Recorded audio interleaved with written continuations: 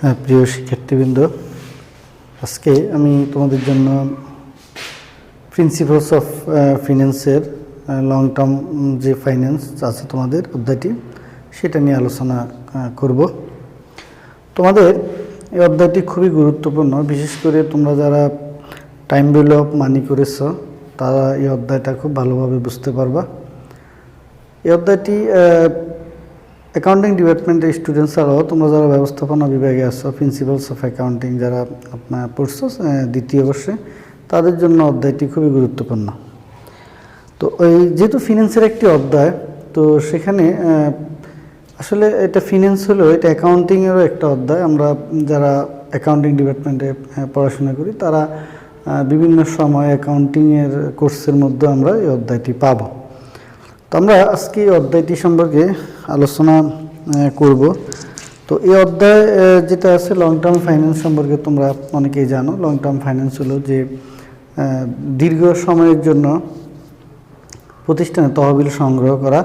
Finance বলতে আমরা যে বিষয়টা বুঝি সেটা হলো যে আমরা জানি যে প্রতিষ্ঠানে দীর্ঘ সময়ের জন্য তহবিল সংগ্রহ করা। ফাইন্যান্স মানে তহবিল সংগ্রহ করা।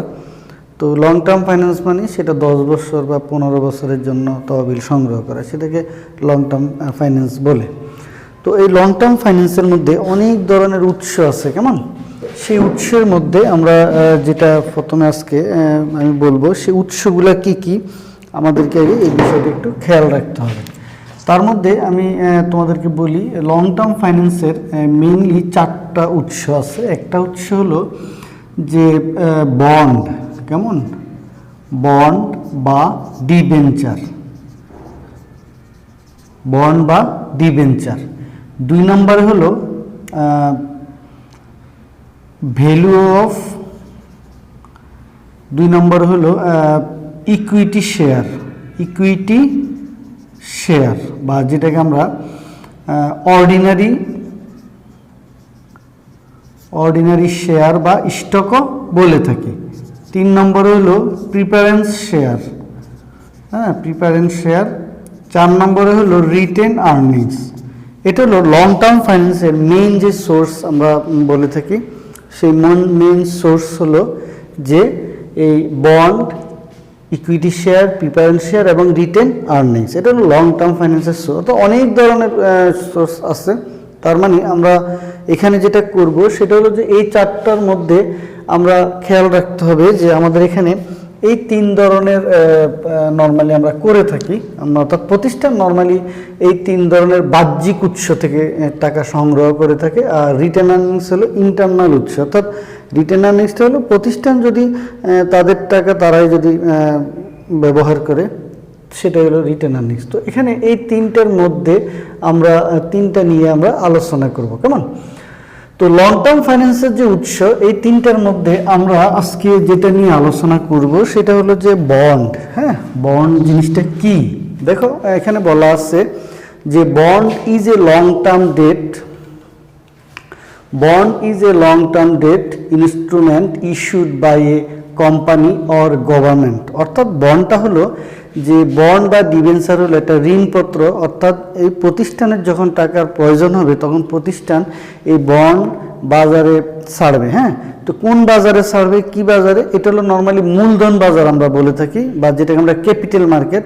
যে বাজারের মধ্যে লং টার্ম যে ইনস্ট্রুমেন্ট আছে, লং টার্ম যে ফাইন্যান্সিয়াল সোর্সের যে ইনস্ট্রুমেন্ট, যেমন শেয়ার, তারপরে ঋণপত্র, এগুলো বিক্রি হয়। তো সেখানে এটা কে ইস্যু করতে পারে? কোম্পানি ইস্যু করতে পারে এবং গভর্নমেন্ট ইস্যু করতে পারে, সরকারি। তো এখানে আমরা দেখতে পাচ্ছি বন্ড ইস্যুকারী কর্তৃপক্ষ হলো সরকারি খাত, সঞ্চয় অধিদপ্তর, ডাকঘর, কেন্দ্রীয় ব্যাংক অথবা সরকার অনুমোদিত কোনো সরকারি সংস্থা এটা করতে পারে।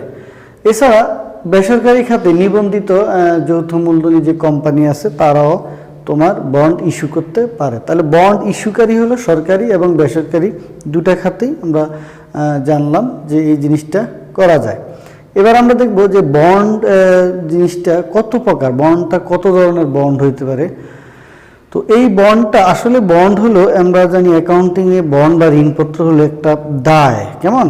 তো আবার ফিন্যান্সের দৃষ্টিকোণ থেকে বন্ড হলো যে এটা বাজারে ইস্যু করে, হ্যাঁ, এটা ইস্যু করে প্রতিষ্ঠান টাকা সংগ্রহ করে, কেমন? তো প্রতিষ্ঠান যেহেতু টাকা সংগ্রহ করে, তাহলে প্রতিষ্ঠান যাদের কাছ থেকে সংগ্রহ করে তাদেরকে বিনিময়ে কিছু দেয়, সেটা আমরা আলোচনা করব সামনে। তো টাইপস অফ বন্ডের মধ্যে আছে, এটা হলো জামানতের ভিত্তিতে বন্ড, যেটাকে বলা হয় নিরাপত্তামূলক সিকিউরড বন্ড, অনিরাপত্তামূলক বন্ড, কেমন? আচ্ছা, মেয়াদের ভিত্তিতে বন্ড আছে, সেটা হলো নির্দিষ্ট মেয়াদি বন্ড, যেটাকে ম্যাচুরিটি বন্ড বলা হয়, এগুলো আমি আলোচনা করব। চিরস্থায়ী বন্ড, পারপেচুয়াল বন্ড, এই বন্ডের কোনো মেয়াদ থাকবে না।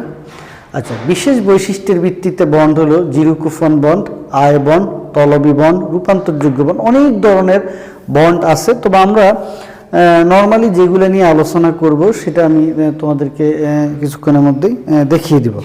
তো প্রিয় শিক্ষার্থীবৃন্দ, এই বন্ড সম্পর্কে আমরা একটু আইডিয়া নিলাম। বন্ড হলো যে প্রতিষ্ঠান যখন তাদের টাকার প্রয়োজন হয়, প্রতিষ্ঠান বাজারে বন্ড ইস্যু করে টাকা সংগ্রহ করে লং টার্ম, এবং এটা ইস্যু করে কারা? সরকারি প্রতিষ্ঠান হতে পারে, কোম্পানি হতে পারে। বন্ড কত প্রকার আমরা সেটাও দেখলাম, ঠিক আছে। তো আমরা এখানে যে জিনিসটা এখন দেখব সেটা হলো যে এই বন্ডের কয় ধরনের বন্ড আমরা নর্মালি এখানে কি কি করব এই বন্ড ভ্যালুয়েশনের মধ্যে, সেটা আমি তোমাদেরকে এখন প্রথমে লিখে দিব, কেমন? দেখো, এখানে আমরা এই বন্ড ভ্যালুয়েশন এই পার্টের মধ্যে আমরা কি কি করব আমি সেটা তোমাদেরকে প্রথমে লিখে দিচ্ছি। এক নম্বরে হলো যে দুইটা পার্ট এখানে আছে, মনে রাখতে হবে এখানে দুইটা পার্ট। একটা পার্ট হলো যে এটাকে বলে, একটা পার্ট হলো ভ্যালুয়েশন। তো সেই পার্টের মধ্যে আছে প্রথমে হলো যে বন্ডটা কত ধরনের বন্ড, সেই বন্ডের ভিত্তিতে আমরা এখানে কোন ধরনের বন্ড করব সেটা। একটা হলো যে পারপেচুয়াল বন্ড, পারপেচুয়াল বা যেটাকে ইরিডিমেবল বন্ড, বা যেটাকে চিরস্থায়ী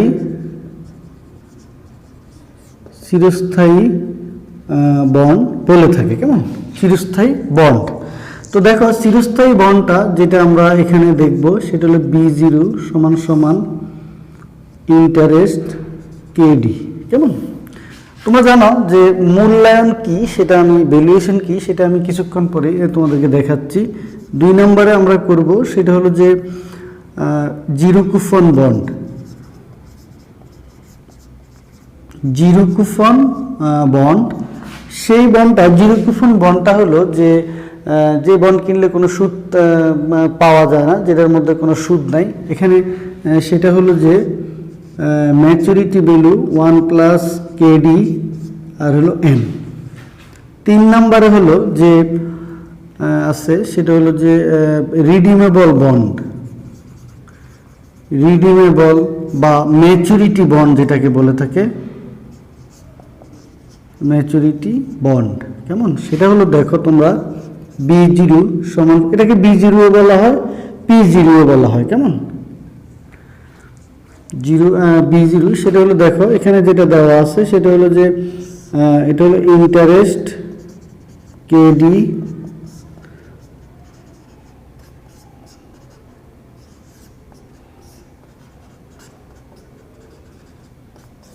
এই হলো আমাদের বন্ডের যে মূল্যায়ন যে বিষয়টা আছে সেটা। তো প্রশ্ন এগুলো কেন, এগুলো মূল্যায়ন বলতে আমরা কি বুঝি? তোমরা এখানে দেখো, ভ্যালুয়েশন বলতে আমরা এখানে কি বুঝি সেই বিষয়টা, বা মূল্যায়ন মানে কি।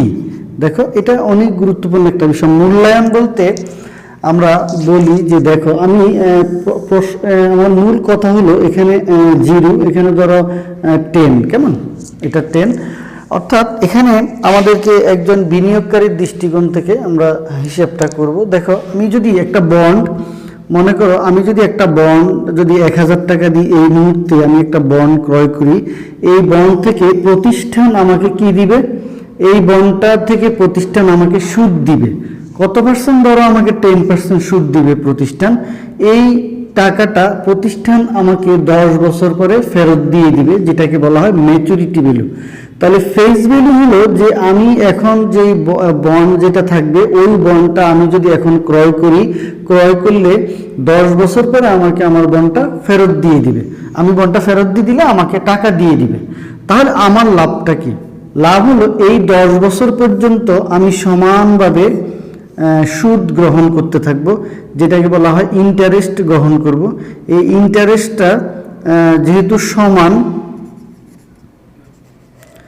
ইন্টারেস্ট যেহেতু সমান, সেই জন্য সেটা এনুইটি হয়ে যাবে। আমরা জানি এনুইটির বৈশিষ্ট্য হলো টাকাটা যখন সমান থাকবে তখন সেটা কি হবে, এনুইটি হবে। কেমন, 10 বছর সমানভাবে আমি যা পাবো। এখন একটা বিষয় এখানে আমরা দেখতে পাবো, সেটা হলো যে অনেক সময় আমরা এখানে দেখি যে ডিসকাউন্ট রেট একটা থাকে, আবার একটা ইন্টারেস্ট রেট থাকে। তো ডিসকাউন্ট রেটটা কি আমি তোমাদেরকে দেখাচ্ছি। দেখো, ডিসকাউন্ট রেট হলো যে প্রতিষ্ঠান, মনে রাখবা এটা হলো প্রত্যাশিত আয়। কেমন, যেমন আমরা যেটাকে বলি যে রিকোয়ার্ড রেট অফ রিটার্ন, যেটাকে ROI,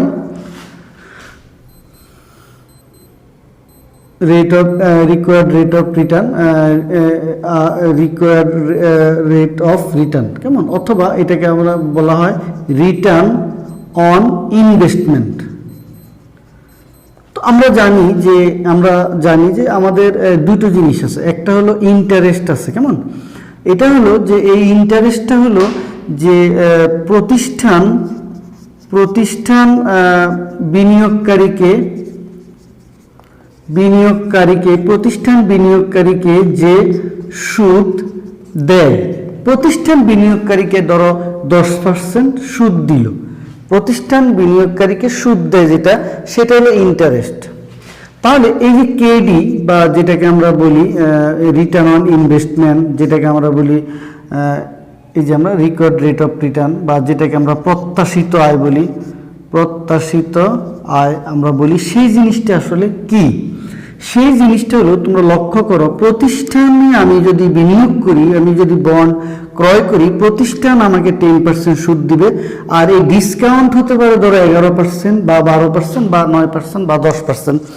এই ডিসকাউন্ট রেটটাকে বলা হয় বাজার রেট, ঝুঁকির রেট। অর্থাৎ আমি যে এই প্রতিষ্ঠানে টাকাটা বিনিয়োগ করব, এটার একটা রেট থাকবে, সরকারি একটা রেট থাকবে, বা আমি এই হারে আয় প্রত্যাশা করতে পারি। তাহলে আমি যে প্রত্যাশা করব, আমার প্রত্যাশিতটা বলতে যেটা বাজার রেট থাকে, যে বাজার রেটে এটা রেট থাকবে যে এই টাইপের বন্ড আমি ক্রয় করলে এই পরিমাণ আমি রেট পাবো, এটাকে বলা হয় বাজার রেট। কেমন, অর্থাৎ আমি যেই পরিমাণ ঝুঁকিটা আমি নিব, সেই ঝুঁকিটা দেখো এখানে আমাকে যা দিচ্ছে, আমার যা প্রত্যাশা, এই যে পার্থক্যটা হলো ঝুঁকি। কেমন, তাহলে আমি যা প্রত্যাশা করি তার থেকে এই যে আমার প্রত্যাশা, মানে যেটা বাজার রেট, যেটা বাজারে যে রেটটা থাকে, ওই রেটটা আমি যে প্রত্যাশা করি আর আমাকে যা প্রতিষ্ঠান দিবে, ওইটার পার্থক্যটাই হলো এখানে কি, যেটাকে আমরা কেডি বলে থাকি। কেমন, তাহলে আমি যদি 11% পাই, তাহলে এটা হলো আমার প্রত্যাশা, এটা আমি প্রাপ্তি। এখন প্রশ্ন, যদি আমি প্রত্যাশা এবং প্রাপ্তি আমার সমান হয়ে যায়, তাহলে আমার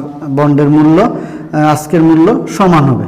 আর যদি আমার প্রত্যাশা যদি থাকে 11%, আমি যদি পাই হলো 10%, তাহলে বুঝতে হবে এই বন্ডের আজকের মূল্য কমে যাবে। তো প্রিয় শিক্ষার্থী, তোমরা একটা জিনিস লক্ষ্য করো, ভ্যালুয়েশন বলতে আমরা যেটা বুঝি যে আমি একটা বন্ড ক্রয় করলে এই বন্ড থেকে আমি একটা নির্দিষ্ট মেয়াদ পরে প্লাস ইন্টারেস্ট, এই দুটা জিনিস আমি পাবো। একটা হলো বন্ডটা আমি ক্রয় করলে এই বন্ডটা আমাকে 10 বছর পরে এই বন্ডটা আমাকে 10,000 টাকায় দিয়ে 1,000 টাকায় দিয়ে দিবে। তাহলে এই 10 বছর আমি বিনিময়ে কি পাবো? বিনিময়ে আমি ইন্টারেস্ট পাবো। এই যে ইন্টারেস্টটা আমি পেতে থাকবো, এটা নির্দিষ্ট সমানভাবে, যে জন্য সেটা এনুইটি হয়ে যায়। তো আসলে তোমরা জিনিসটা বুঝতে পেরেছো। তো এই পর্যায়ে আমরা 3টা ম্যাথ করব এই মূল্যায়নের, সেটা আমি লিখছি, তোমরা একটু দেখো। সেটা প্রথমে হলো যে পারপেচুয়াল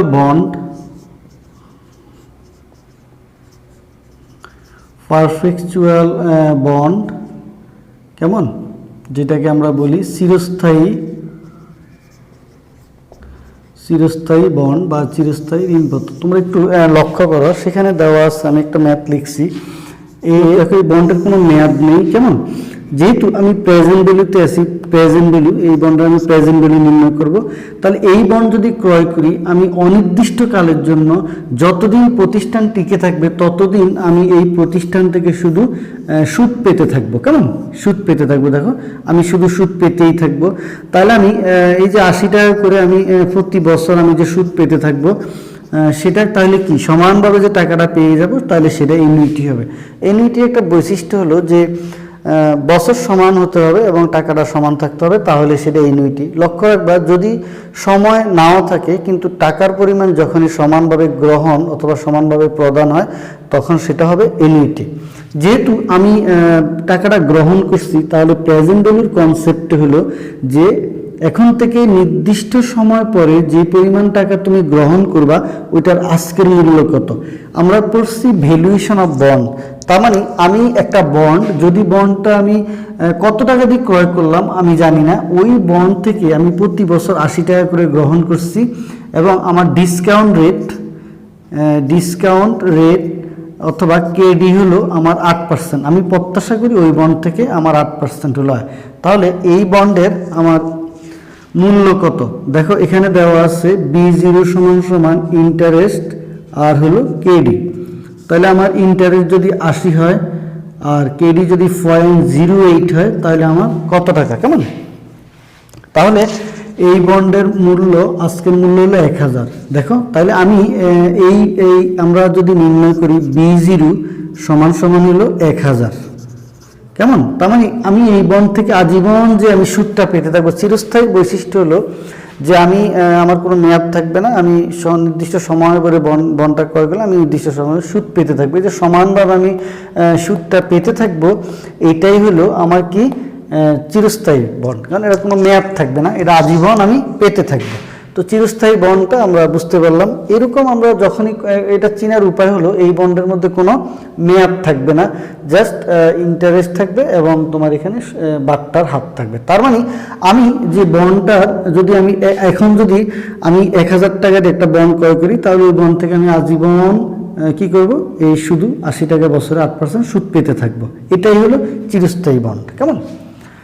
তো প্রিয় শিক্ষার্থীবৃন্দু, এ পর্যায়ে আমরা করব যে জিরো কুপন বন্ড আমরা এখন আলোচনা করব। জিরো কুপন বন্ড, দেখো zero coupon bond, zero coupon bond যেটা হলো, যেই কুপন বলতে এখানে কি বলছে, কুপন মানে এখানে ইন্টারেস্ট। তুমি যদি বন্ডটা ক্রয় করো, তাহলে এই বন্ড থেকে তুমি যে ইন্টারেস্ট পাওয়া, ওটাই এখানে বলা হয়েছে। তো জিরো কুপন মানে এই বন্ড থেকে তুমি কোনো সুদ পাবা না। কেমন? তো আমরা একটা ম্যাথ এখানে লিখি, তারপরে দেখি কি করে। র্যাঙ্কস লিমিটেড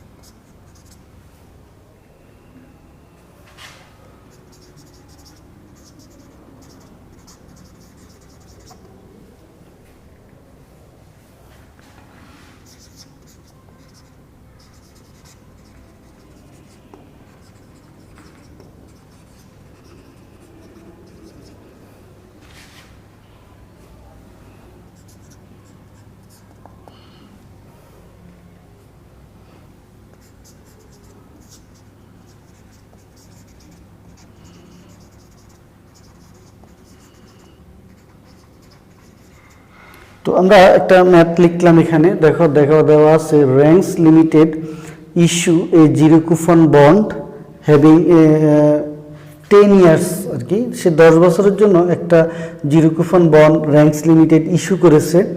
ম্যাচুরিটি হলো 10 বছর পরে and 1000 face value. If required rate of return is 11%,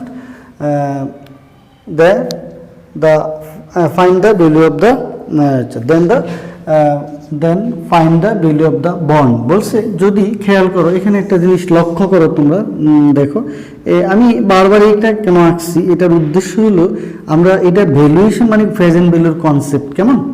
তো এখানে বলা আছে যদি তুমি একটা বন্ড ক্রয় করো তাহলে এই বন্ডটা যে ম্যাচুরিটি ভ্যালু যে 10 ইয়ার্স আছে সেই ম্যাচুরিটি ভ্যালু 10 বছর পরে তুমি 1000 টাকা পাবা, কিন্তু তুমি এই বন্ড থেকে কোনো সুদ পাবা না। লক্ষ্য করো তুমি সুদ পাবা না, এখানে কোথাও কোনো বলা নেই।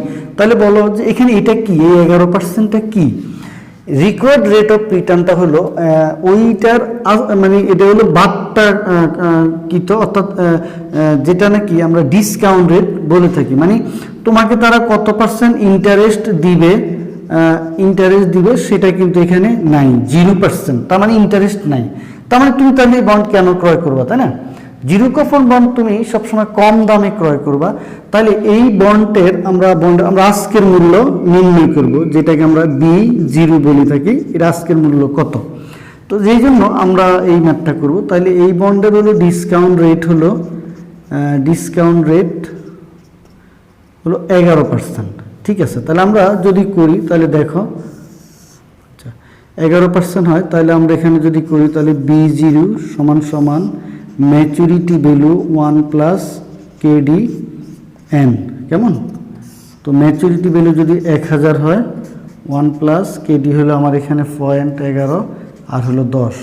তোমরা একটা জিনিস লক্ষ্য করো, তাহলে আমার এই বন্ডের আজকের মূল্য হবে 352.18 টাকা, কেমন? দেখো তাহলে আমি এই বন্ডের আজকের মূল্য হইল যে 352.18 টাকা। তার মানে দেখো, তার মানে জিরো কুপন বন্ড আমি কেন ক্রয় করবো? প্রশ্ন আমি এটা ক্রয় করবো কেন? জিরো কুপন বন্ডের বৈশিষ্ট্য হলো এই বন্ড থেকে কোনো সুদ পাওয়া যায় না, এটা জিরো কুপন। তাহলে লক্ষ্য করতে হবে যে এই বন্ড আমি, তার মানে আমি যদি আমি এই বন্ড আমার কাছে রাখি তাহলে আমি 10 বছর পরে আমাকে 1000 টাকা দিবে, এর মধ্যে এই 10 বছরে আমাকে কোনো সুদ দিবে না। তাহলে আমি বন্ডটা কেন ক্রয় করব, কত দিন? জিরো কুপন বন্ডের বৈশিষ্ট্য হলো এই বন্ডটা সবসময় কম দামে ক্রয় করা হবে। আমরা এই যে প্রেজেন্ট ভ্যালু নির্ণয় করছি, তার মানে ঠিক মনে রাখতে হবে এখন থেকে 10 বছর পরে আমি যদি এই বন্ড থেকে ম্যাচুরিটি ভ্যালু 1000 টাকা পাই, এই টাকাটার আজকের মূল্য হলো কত? 352 টাকা। তাইলে আমার বলতে হবে আমি কেন কত টাকা দিয়ে ক্রয় করবো। তার মানে জিরো কুপন বন্ডে বলা হয় যে তুমি এই বন্ডে যেহেতু সুদ নেই, তাহলে তুমি এই বন্ড অনেক কম দামে ক্রয় করবা। সেটা হতে পারে 352 টাকা দিয়ে তুমি ক্রয় করতে পারো। তুমি 352 টাকা দিয়ে এখন ক্রয় করলে তুমি 10 বছর পরে 1000 টাকা নিবা, মাঝখানের যে টাকাটা অর্থাৎ যে 600 টাকা বা সামথিং, এটা তুমি প্রফিট করবা। এটাই হলো জিরো কুপন বন্ডের বৈশিষ্ট্য, কেমন? তো আমরা জিরো কুপন বন্ড এবং আমরা কি বলে এটাকে পারফেকচুয়াল বন্ড সম্পর্কে একটু আলোচনা করলাম। তো আশা করি তোমরা বিষয়টা বুঝতে পেরেছো, ঠিক আছে? প্রিয় শিক্ষার্থীবৃন্দ, তোমরা বারবার আমি যেটা বলি সেটা হলো যে পরীক্ষার জন্য সবগুলো মেথডই ইম্পর্টেন্ট। তার মানে আমরা এখন যে মেথডটা করব এটা অনেক গুরুত্বপূর্ণ একটা মেথড। তো আশা করি তোমরা পুরো ভিডিওটা দেখবা এবং আমার সাথে থাকবা, কেমন? এ পর্যায়ে আমরা 3 নম্বরে যে মেথডটা আমরা করার চেষ্টা করব সেটা হলো যে যেটাকে বলা হয় রিডিমেবল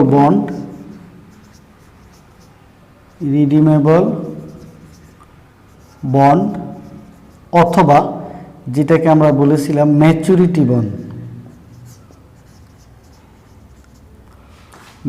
রিডিমেবল বন্ড অথবা কি বন্ড? Maturity bond. তোমরা লক্ষ্য করো যেটাকে আমরা বলে থাকি যে পরিশোধযোগ্য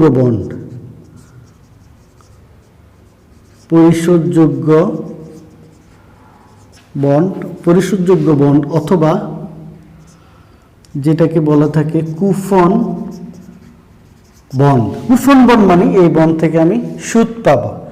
কুপন বন্ড মানে এই বন্ড থেকে আমি সুদ পাবো। তোমরা একটা বিষয় লক্ষ্য করো যে আমি যখন চিরস্থায়ী বন্ড করেছিলাম, চিরস্থায়ী বন্ডের মধ্যে আমার সুদ ছিল না, কেমন? সুদ ছিল না, কিন্তু এই বন্ডের মধ্যে আমার সুদ আছে। তো আমরা কিভাবে করব আমরা দেখি। এখানে আছে 2000 ন্যাশনাল ইউনিভার্সিটি 2005 সালে একটি ম্যাথ আসছে, সেই ম্যাথটি আমি এখন করার চেষ্টা করব। এখানে দেখব দেখো আমি আবারও বলছি, যেহেতু আমি বন্ডের এখানে দেখো বলছে determine the value of the bond, বন্ডের মূল্য নির্ণয় করতে বলছে। তো দেখো আমাদের এখানে আমার বন্ডটার মূল্য হলো 15 বছর। কেমন, এই বন্ডটা যদি আমি আজকে ফেস ভ্যালু দেওয়া আছে 1000, এই বন্ডটা যদি আমি আজকে 1000 টাকা দিয়ে ক্রয় করি, তাহলে এই বন্ডটা 15 বছর পরে আমাকে ফেরত দিবে কত? 1000 টাকাই দিবে। প্লাস আমি কি পাবো? প্লাস আমি ইন্টারেস্ট পাবো। কেমন, প্লাস আমি ইন্টারেস্ট পাবো। তো প্রশ্ন হলো আমি কি ইন্টারেস্ট পাবো? লক্ষ্য করো আমি এখান থেকে দুটো জিনিস পাবো। একটা হলো এই 15 বছর পর্যন্ত আমি সুদ পেতে থাকবো। কেমন, এই আমি ইন্টারেস্ট পাবো, ইন্টারেস্ট পাবো। কেমন, ইন্টারেস্ট পাবো। আমি যে ইন্টারেস্টগুলো পাবো সেখানে দেখো ইন্টারেস্ট দেওয়া আছে এখানে 10%। হ্যাঁ, ইন্টারেস্ট দেওয়া আছে 10%। আর ডিসকাউন্ট রেট দেওয়া আছে হলো 13%। তার মানে আমি যদি এই বন্ড ক্রয় করি, একটু লক্ষ্য করো, আমি যদি এই বন্ড ক্রয় করি তাহলে আমাকে প্রতিষ্ঠান এবিসি কোম্পানি দিবে 10% সুদ, আর বাজার রেট বর্তমানে আছে 13%, মানে প্রত্যাশিত আয় হলো 13%। তাহলে আমার আমি যখন খেয়াল করবা, যখন প্রতিষ্ঠান তোমাকে যা দিবে তার থেকে বেশি যদি তোমার প্রত্যাশিত আয় থাকে, তাহলে ওই বন্ড কিনলে তোমার ওই বন্ডের আজকের মূল্য কমে যাবে, মানে প্রেজেন্ট ভ্যালুটা কম হবে। তো আমরা যেটা নির্ণয় করব সেটা হলো এই বন্ডের আজকের মূল্য কত, আমরা সেই বিষয়টা এখানে নির্ণয় করব। কেমন, তো আমি আশা করব তোমরা বিষয়টা বুঝতে পেরেছো। আমরা অঙ্কের মাধ্যমে জিনিসটা আরো সহজ করে আমি তোমাদেরকে বুঝিয়ে দিব।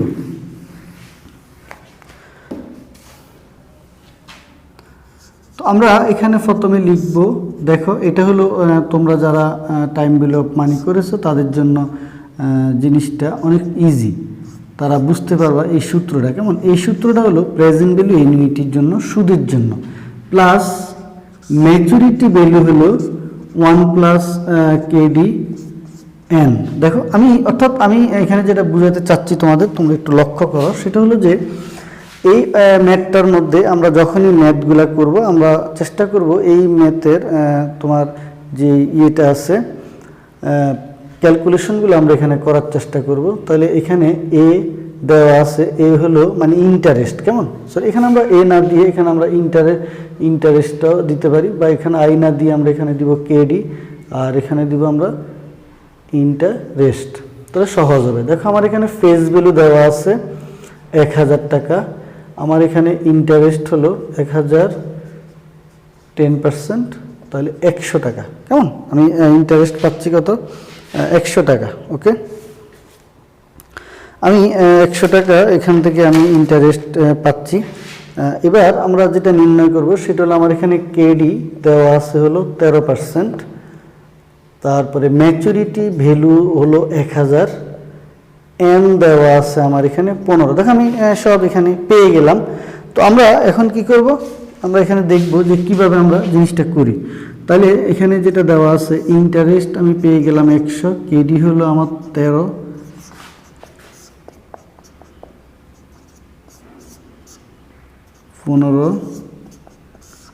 ম্যাচুরিটি ভ্যালু হলো আমার 1000,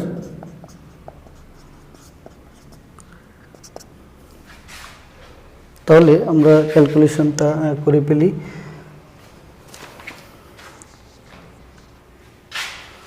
দেখো এখানে যেটা দেওয়া আছে সেটা হলো যে আমরা একটু ক্যালকুলেটরটা নিয়ে আসি।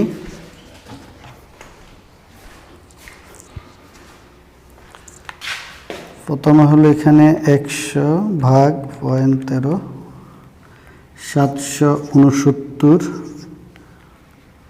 গুণন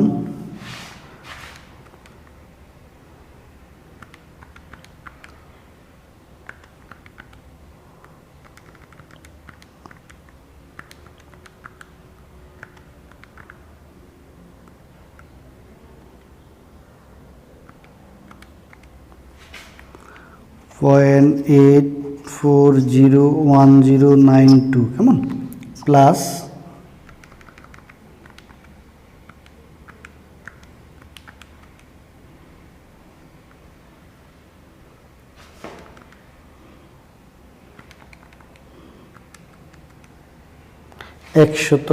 759.160 টাকা। তাহলে আমি এখানে পেয়ে যাব 769 গুণন 0.8401092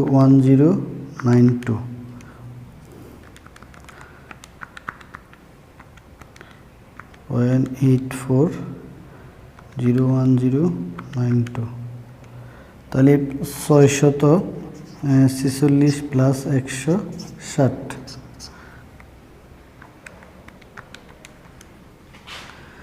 806 টাকা। কেমন প্রিয় শিক্ষার্থী, একটা বিষয় এখানে লক্ষ্য করো, যেমন আমি তার মানে আমি কি নির্ণয় করলাম, দেখো এখানে আমি যে বিষয়টা আমি এখানে তোমাদেরকে বোঝাতে চাচ্ছি তোমরা একটু লক্ষ্য করো, সেটা হলো যে এখানে আমি আমার এই বন্ড আমি যদি আজকে যদি এই বন্ডটা যদি আমি ক্রয় করি, যদি আমি 1000 টাকা দিয়ে, কেমন সেই বন্ড ম্যাচুরিটি ভ্যালু হবে 1000। তার মানে আমি এই ম্যাচুরিটি ভ্যালুটা একবারেই পাবো, সেটা আমি দেখলাম।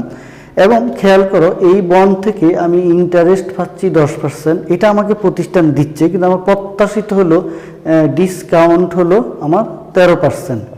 তার মানে আমি প্রতিষ্ঠান থেকে যা পাচ্ছি তার থেকে আমার প্রত্যাশা যদি বেশি হয়, তাহলে এই বন্ডের আজকের মূল্য দেখো ওই বর্তমান 1000 টাকা থেকে কমে যাবে। এই যে 1000 প্লাস ইন্টারেস্ট, এটাকে যদি আমি আজকের মূল্যে নির্ণয় করি, তাহলে বন্ডের মূল্য হচ্ছে 806, তাহলে 1000 থেকেও কম। তাহলে আমি যদি আজকে বন্ডটা যদি 1000 টাকা দিয়ে ক্রয় করি, আমি 15 বছর পর্যন্ত যদি আমি সুদ পাই এবং 15 বছর পরে যদি আমি 1000 টাকা পাই, তাও এই বন্ডের টোটাল আমি যা পাবো তার আজকের মূল্য হবে 806 টাকা।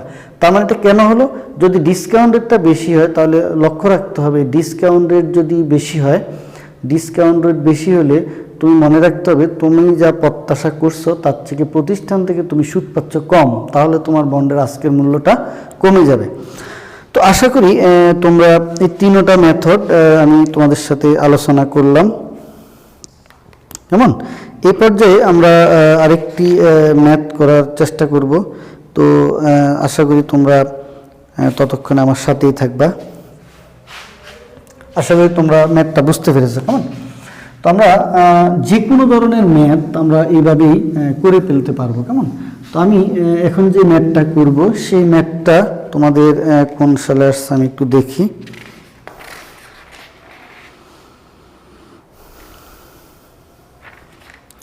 আমি এখন যে ম্যাথটা তোমাদের করাবো সেই ম্যাথটি আসছে হলো 2006 সালে পাবো। আমার যে বার টাকার সেটা 2 ভাগ হবে।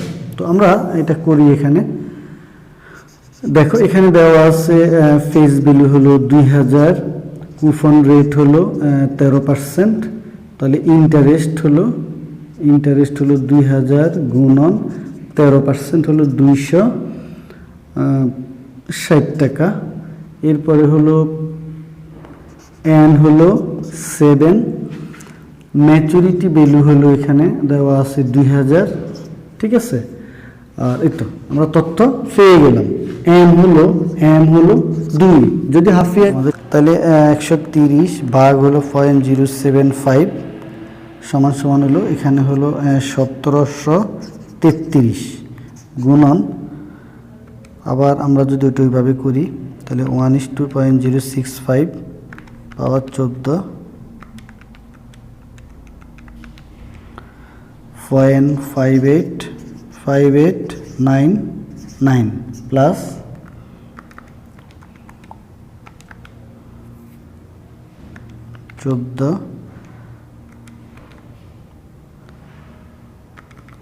2000 ভাগ অ্যান্সার। ওকে, তাহলে 727। কেমন তাহলে আমরা যদি করি 1733 গুণন 0.585899, তাহলে আসছে হলো 1015 প্লাস 727 সমান